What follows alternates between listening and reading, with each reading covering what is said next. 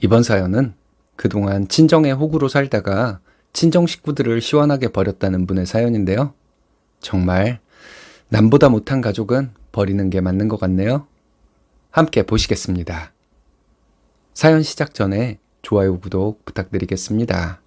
채널에 큰 힘이 됩니다. 안녕하세요. 온 가족의 크고 작은 일을 다 가장처럼 해결하다 탈출한 30대 여자입니다. 저희 집은 부모님과 저 남동생까지 총 4식구였어요. 언제부터 그랬던 건지 잘 기억은 나지 않지만 어느새 저는 저희 집 가장이 되어 있었습니다. 물론 부모님 두 분 다 돈을 벌긴 하셨어요. 아버지는 일용직, 어머니는 식당에서 간간히 아르바이트 하셨죠.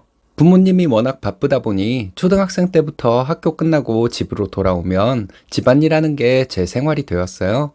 중학교 때부터 부모님은 저에게 학비다 뭐다 나갈 게 많다 해서 저는 전단지 아르바이트, 설거지 등 안 해본 일이 없습니다. 당연히 제가 벌어온 돈은 엄마 다 드리고 저는 용돈 받아 사용했어요. 남들도 다 그렇게 사는 줄 알고 당연하게 했던 건 아니에요. 친구들은 한 달 용돈 1, 20만 원씩 척척 받을 때 저는 한 달 50만 원을 벌어와도 부모님이 저에게 주는 용돈은 고작 2만 원이었습니다. 아무리 옛날이라 해도 버스비로 돈을 사용하고 나면 남은 돈도 없었어요. 저는 밖에서 간식 하나 맘 편하게 사 먹어본 적이 없었습니다. 그래도 제가 머리는 나쁘지 않은 편이라 대학에 가긴 했어요. 부모님은 상고 가서 빨리 취업이나 해 돈 벌어 오기를 바라셨지만 저는 싫었습니다. 고등학교 때 대학 진학 상담하면서 담임 선생님께서 저에게 해주신 말이 참 오랫동안 가슴에 남았거든요. 담임 선생님도 저희 집안 사정을 잘 알고 계셨는데 어느 날 저를 앉혀두고 선생님께서 이런 말씀을 하셨습니다. 대학은 꼭 가라. 당장 돈 버는 게 중요해 보일 수 있겠지만 네가 그런다고 아무도 알아주지 않아. 꼭 대학 가서 제대로 된 직장을 가져 하셨습니다. 당장 수시, 정시 등록할 돈도 없었지만 그때 담임 선생님께서 절 예쁘게 봐주신 덕에 지원을 할 수 있게 되었어요. 담임 선생님께서는 학교에서 나오는 돈이다 하며 둘러대셨지만 이제는 아니란 걸 알아요. 제 사정 아시고 선생님 본인 차비를 털어 지원할 수 있게 도와주신 거였어요. 결국 저는 좋은 대학 가서 아르바이트다 과외다 할 것 없이 닥치는 대로 일했습니다.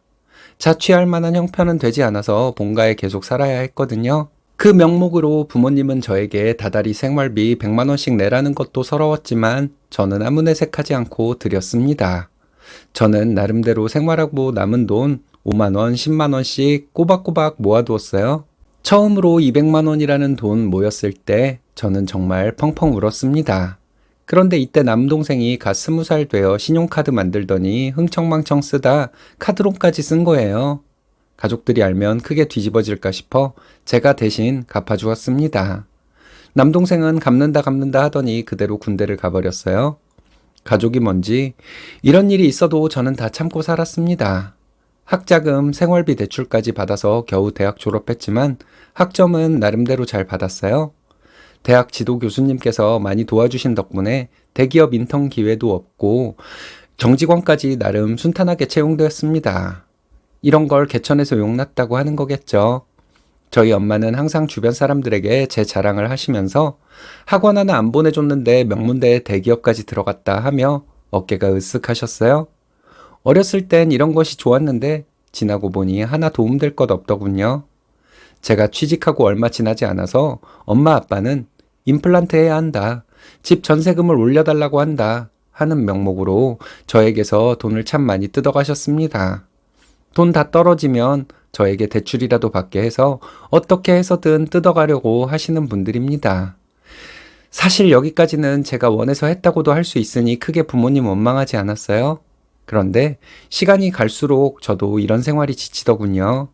회사에서 가까운 곳으로 독립할 수 있게 도와주는 제도가 있어 그걸 신청해서 제 나이 28에 신용대출 6천만 원 끌어안고서야 본가에서 탈출했습니다. 버는 돈은 거의 다 대출 상환하는 데 사용했어요. 그러다 보니 제 딴에는 신경 쓰고 다닌다고 다녔는데 다른 사람 눈에는 검소하게 보였나 봅니다. 그걸 마음에 들어 하신 타팀 부장님께서 본인 아들과 만나는 자리를 마련해 주셨어요. 만나보니 그 아들은 저와 비슷한 나이에 똑같이 명문대 나왔지만 전문직인 분이시더라고요.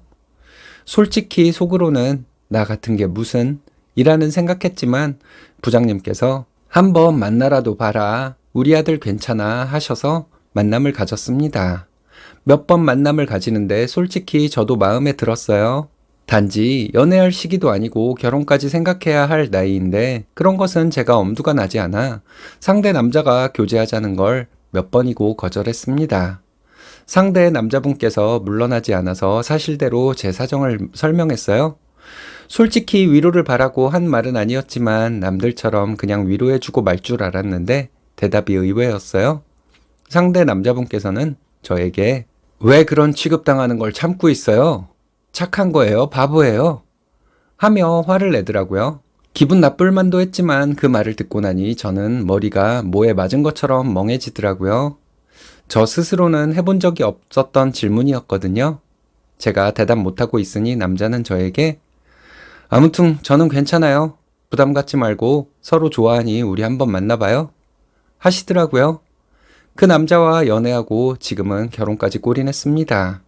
연애하는 내내 남편은 데이트 비용도 100% 부담해주고 이런저런 배려를 해줘서 저는 빚을 모두 갚았어요. 결혼 자금 한 푼 없었지만 남편이 시댁에도 우리가 알아서 할게 보태주지 않아도 되니 간섭만 하지 마. 이렇게 말해서 저는 몸만 가지고 결혼한 수준이에요. 남편도 전문직이니 빚 없는 상태에서 돈 모으기 시작하니 순식간에 불어나더라고요. 지금은 따로 투자도 하고 저희 집도 자가로 마련해 잘 살고 있습니다. 그런데 저희 친정은 호시탐탐 뭐 하나 뜯어먹을 거 없나 눈에 불을 켜고 있어요. 툭하면 남편 회사에 찾아가서 비싼 점심을 사달라 하고 누구 생일이라도 되면 해외여행 보내달라고 합니다. 그럴 때마다 제가 정말 남편 볼낯이 없었어요. 처음에는 저에게 이런 취급은 괜찮지만 저희 시댁 남편에게까지 폐를 끼치려 하니 화가 나더라고요. 그래서 태어나 처음으로 부모님에게 언성을 높였습니다. 매형 차 바꾸면 전에 타던 건 나 줘요. 이런 말을 웃으며 당당하게 말하는 남동생에게 제가 소리 지르면서 제발 좀 그만해 하고 소리를 질렀습니다.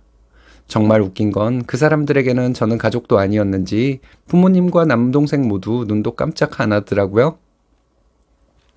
그에 반해 시댁에서는 무슨 저를 공주인 양 대해주십니다. 제가 고무장갑 끼고 설거지하는 걸 싫어해 맨손으로 하다 습진이 온 적이 있었어요.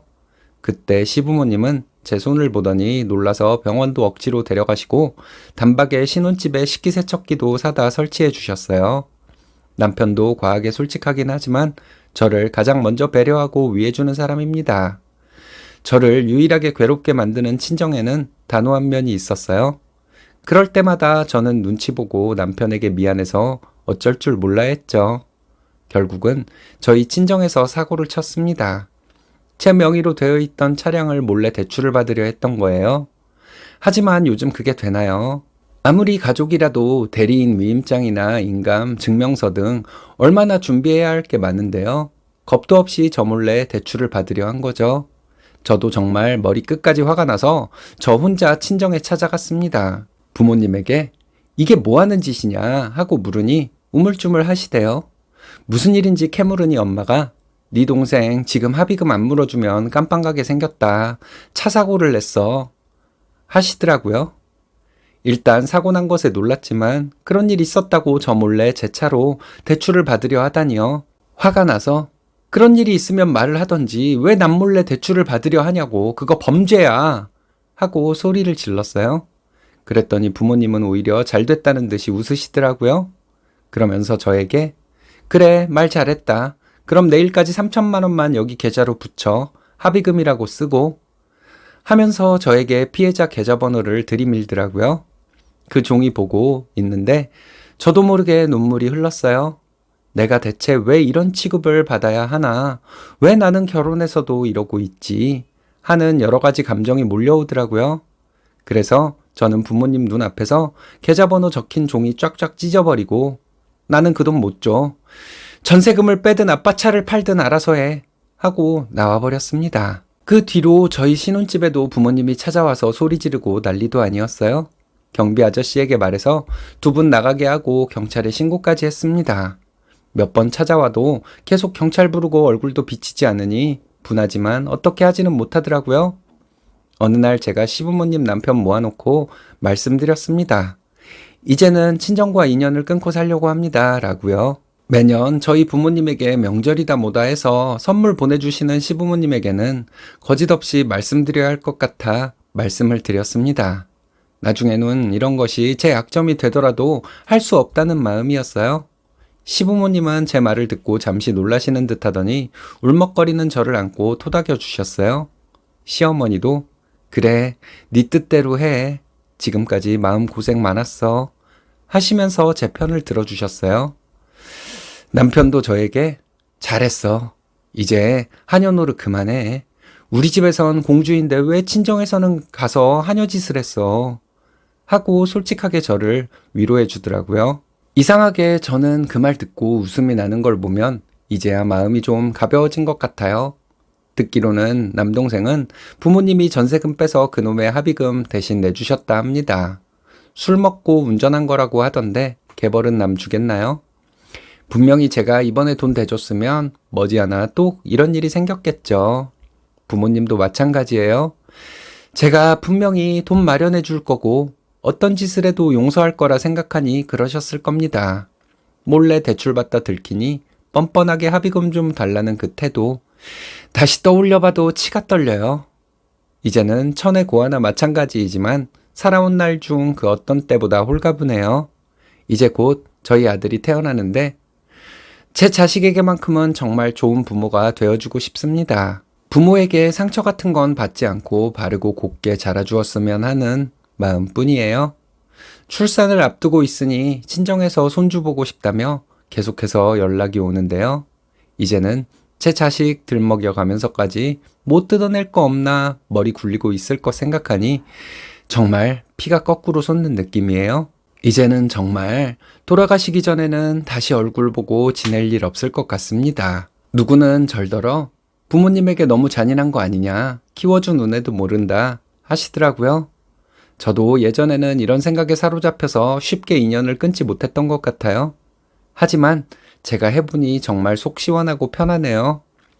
가족이라는 이유로 이런 호구 같은 취급을 받고 계시는 분들이 저처럼 용기 내실 수 있기를 바라겠습니다. 모두 행복하세요. 잘 끊어버리셨습니다. 남편이 결단력도 있고 리더십도 있는 분 같네요. 어릴 적 나를 거들떠도 안 보던 부모가 나에게 조금만 잘해주면 신나서 부모에게 잘하다가 또 상처를 받는 경우를 자주 봅니다. 안타깝더라고요. 이제 쓰니님은 남편과 시댁만 가족이라 생각하시고 행복하시면 될 것 같습니다.